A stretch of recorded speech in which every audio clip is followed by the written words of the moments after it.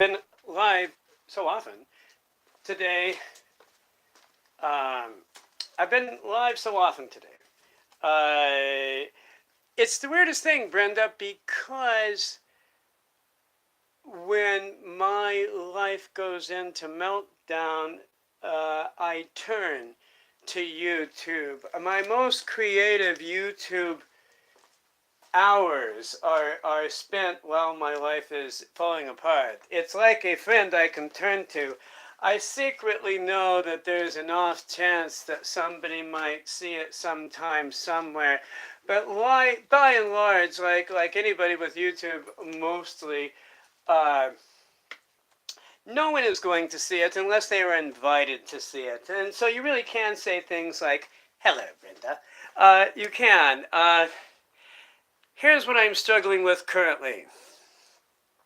This duct tape on my hand, and I know that's funny, but I'm walking around with this duct tape on my hand, and you're probably thinking to yourself, Trip, what are you struggling with currently? Well, I'm struggling with the duct tape on this hand, and you're thinking, well, how did you turn on the fuck camera? How did you turn that on? We're talking a lot about the duct tape. The point is, Brenda, ay, ay, ay. How long do I have? I have uh, uh, 8 minutes. Okay. Who am I anyway? Am I my resume? I don't know. This is kind of a check-in moment. It was kind of an unexpected thing. I thought I was working at 3, which would have been twice today. Yay me. Much needed and helpful, I'm sure. And my work is really, really good today. I'm very happy about that. My energy level is great. My focus is great. I'm very happy. The 3 p.m. guy canceled because of traffic. So now I have an unexpected opening in my day, and I'm trying to structure it. I was just going to check in with you because I thought it was necessary to do so when I had a few minutes before I was working.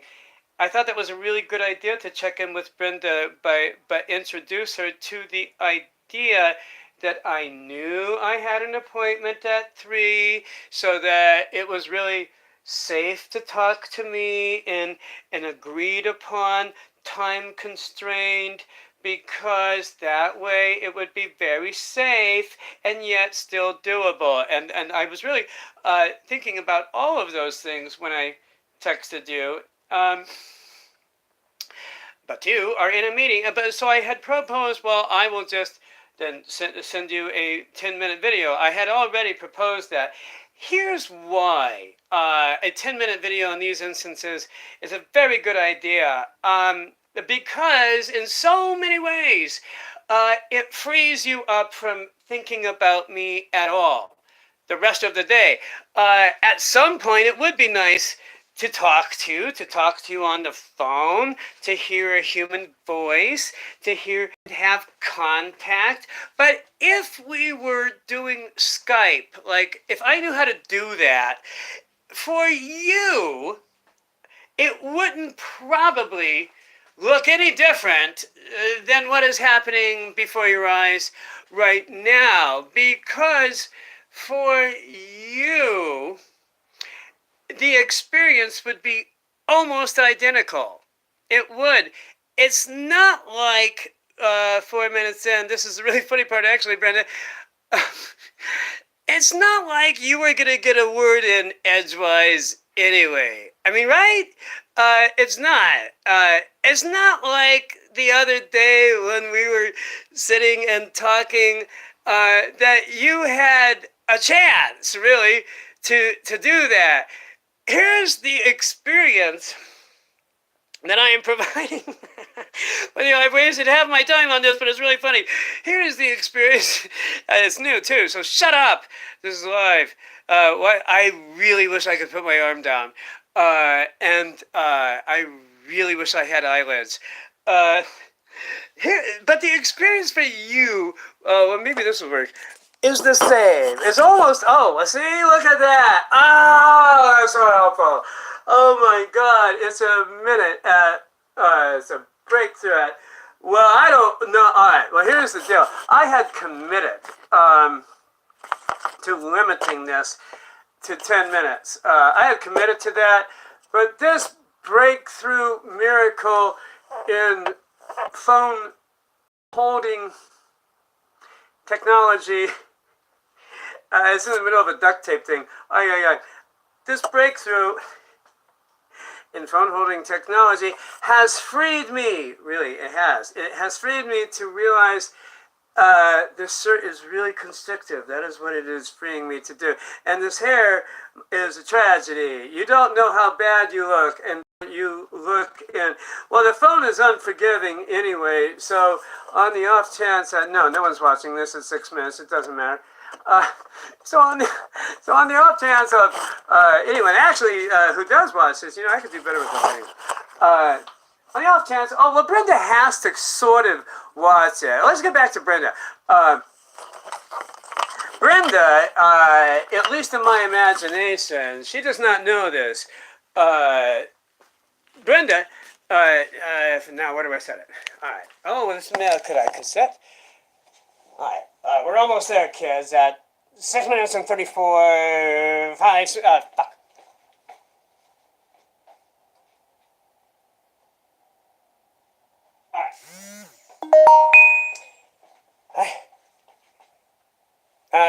And now it's and I'm burping on the phone. Alright. I don't want to throw away this ridiculous 7 minutes. But alright. Don't be a tweaker. You don't care that much about lighting. Just enough. Look, I'm an angel. Yeah, no, that's adorable. Hello, YouTube.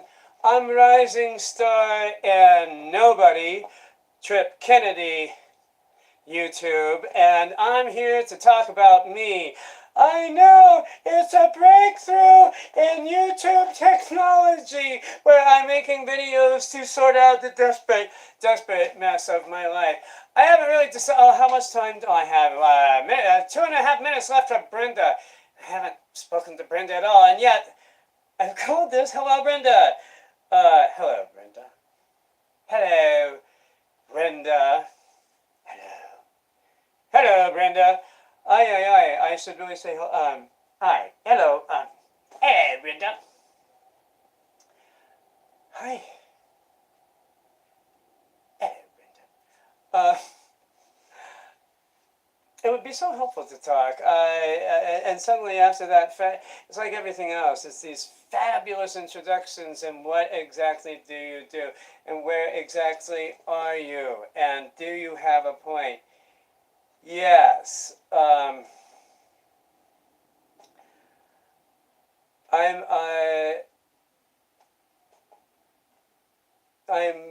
concerned, and I am confused, and I am honestly doing my best, and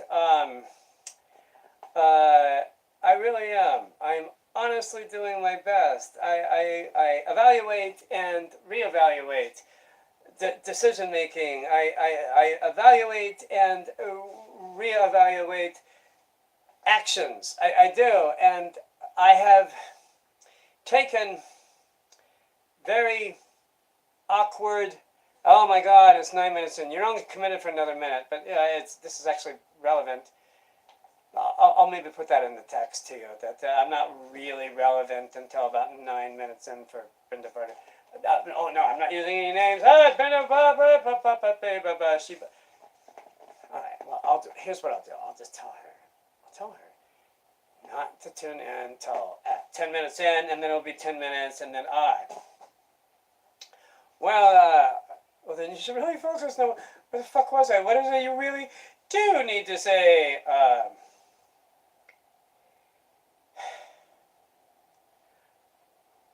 There's this terrific story that I tell, but I didn't know it was a story I tell till recently. But it's the story that I tell. recently about when I was a nanny for Tom Huntley Engstad.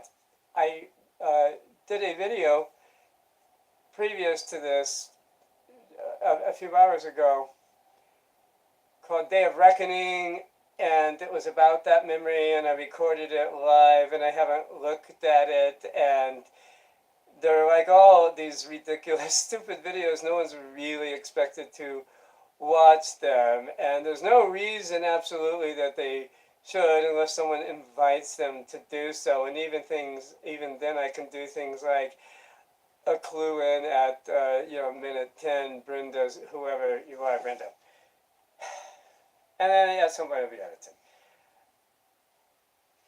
But it's really the story of Tom Huntley Engstad, whose name I can mention, and I was Tom's nanny when Tom was 13.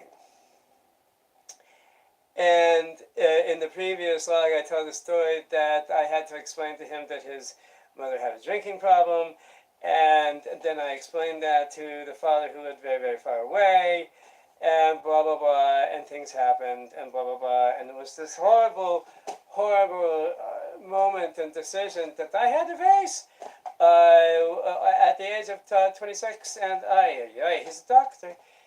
And it's the whole thing, and it's a great story. And if you ever call me, and you have time, really, I'll tell you that story, or see the previous video, which is also fascinating. And anybody watching this who is a superior editor can make all of this into a show. At which point, some people should really pay me, because it's not that I do my life for entertainment purposes. It's just that I look around my life, and I am a guy with no contact lenses or glasses. It's very frustrating to me. I never have money. I can never hold on to money. I can never work enough. It's very frustrating. The work that I do is very deep, it's very powerful, it's very meaningful to me, it's very spiritual, and I pour all of my energy into it when I do it. I do. And even people who don't like me tell me that. They do. But I try to limit it to one a day, but I can do many more.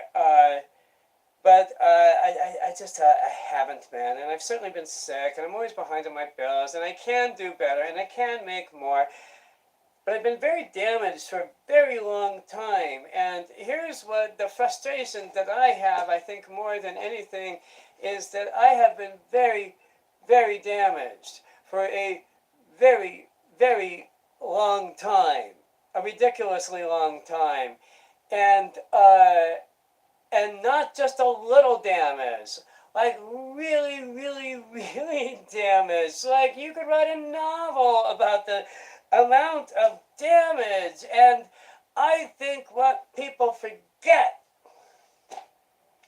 is simply, and I really don't care because no one will ever watch this, and simply because I make it look good. It's not just that I get through it, or Chip's doing well. You're very good for a guy that had cancer, or you do okay for a guy who had a stroke, or you're pretty good for a guy who died, or you're really good for a guy who died 2 guys, or you're super fucking good for a guy who died twice 18 months ago, or you're really good at a guy who wasn't held hostage in his basement by his then lover for over a year and sold and traded as a commodity and broadcast on 4chan, and profiteered from. You're pretty good for that. You're very good for that. And on and on and on. And I think what we're all fucking forgetting is the following. Simply because I make it look so good, you fucking forget it happened, does not mean it did not happen. This is not the first time that I am experiencing this problem. I have and am and still and do and blah blah blah. I am waiting for disability. I'm waiting for disability. Waiting for it. I'm waiting for it. I struggled with trying to get disability before. And the root of my problem is when I go in for a disability hearing, I do not look at all disabled. I don't. And I can't get anyone to believe that I really am. And I'm going to have to go through that again. And that's emotional torture and rape. And it's taking a really long time. And you would think, here is what you would think. You would think that if you died twice, you would qualify for disability. But well, here we are, kids. We're in America, right there. And speaking of healthcare in America,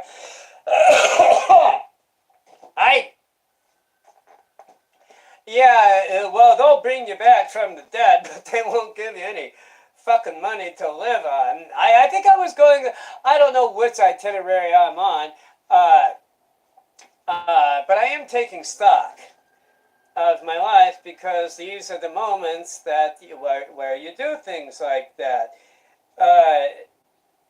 And taking stock of my life, the whole Bill thing aside, the whole only friend thing aside, the whole only family member really that I would identify as a family member, I'd put him into the brother category. All of that aside, which is all very complicated. How you doing, Trip? These were the thoughts that I was having as I was going to the 99-cent store. And I'm a guy, I think I had started down this path, with the no glasses. I don't have a bank account, and it's hard for me to get a bank account. And when I have had bank accounts, people like Stan L. Howard find me and ruin me, and it's happened time and time again. You can eventually trace it back to him. It's just horrible when that happens. And I'm not really sure that I want to or can. It's very frustrating for me, the whole fucking bank account. It's impossible. People will say things like, oh, well, you should get a Venmo account, or you should get a blah, blah, blah. About all of those electronic solutions which are available to you are not available to me. They are not available to me. They're not. You think they are because you walk around in a world where they're available to everybody. But I am telling you, as an articulate guy who has an education and has tried to do these things are out of reach for people like me. It is very hard for me to get a bank account, and not just because of the actions of Stan L. Howard, but because I owe Wells Fargo Bank $180.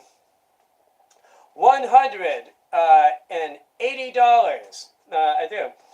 I do. I owe Wells Fargo Bank. I want you to understand that this is the America that we live in, okay? I owe Wells Fargo Bank $180 since 2012. And the reason that I own Wells Fargo $180 since 2012 is because they kept charging me for taking money out of the ATM that I didn't have.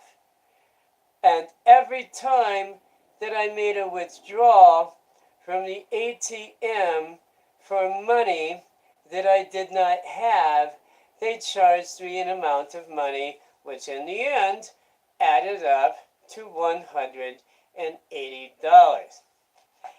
My confusion with Wells Fargo is the following. This was a prepaid debit card and bought specifically for the purpose that if there is no money on the card, then you cannot take any money out of the card because there isn't any money to be had. That is why I do prepaid things, because they're simpler and easier for Aspergian fruitcakes like me who love math so much that we hate to see it bastardized by people in banks. Prepaid is just very clear and easy for me to do and reasonable, and everything after prepaid becomes a nightmare for people like me, which is why I prepaid my cards at the time. Now I have to because of this. Because they have absolutely no right to charge me whatever the fucking amount it was to take money out that I didn't know I didn't have. And the reason I buy a debit card is because I don't always know, and if it's not there, and I've had conversations with people about this. I have had saying, no, I will not be charged, you will not be charged. If there's no money there, then you can't take it out, then I can't take it out. And then you do with the Wells Fargo, and they sit and they smile. And so, you horrible, horrible bastards, Wells Fargo, I cancel my account with you. Your account has canceled. I cancel my accounts with you. I cancel my accounts with you. I cancel my... Point is, no one's watching this. I don't care. Point is, Brenda. Oh, she's never going to... And so, well, I could have more fun if I just let the idea that Brenda's ever going to watch this than thinking I should tell her at what point to watch it. Brenda should hire a secretary to pretend to be her for $10 an hour, and they should watch this. That's ideally how this should work. Point is,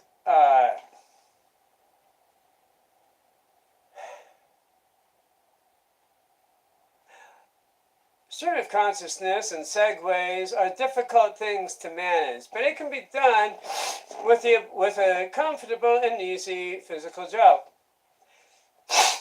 And there you are.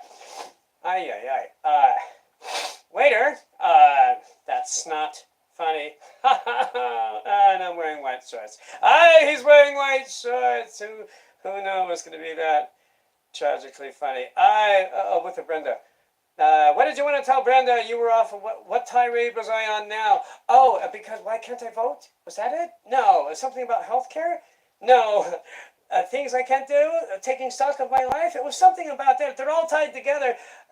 In the end, however, I can't vote. The bank account. I was doing the bank account. Look, I'm not that high. Fuck you. Yes, I am. So I canceled my Wells Fargo account, and I will not bank with them again, and that was in 2012. I never thought I would need to have a banking account again, because at the time, I was dying. And later, since, I died. Twice, as it turns out. But at the time when you were dying and you're fucking dealing with cancer, which was what 2012 was for me, 2012 is like cancer year, and fighting for your life, and your bank starts charging you $25 every time you take out money that they tell you will not even be possible for you to take out because it's prepaid. It should cancel is what it should do automatically, or should have, but it didn't. It just kept racking up $25 that I did not know about, and you're a guy dying of cancer, and this is what Fellows Fargo did to me.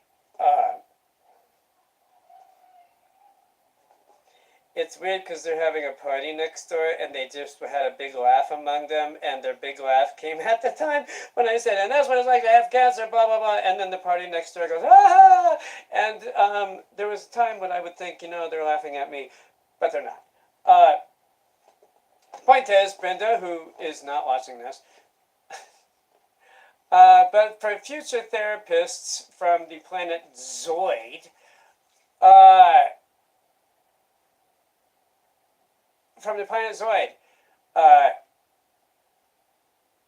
and this is therapy session. Well, goddamn, it's 25 minutes. I have so much to say to so many people. What you need to know scientifically is that I don't know. My life's a wreck. I'm not allowed to vote because I'm a felon, and I'm a felon because I'm homeless, and I'm homeless, and a car tries to hit me, and it laughs at me and gets a cracked windshield. It's more than $500, and somehow if you owe more than $400, you are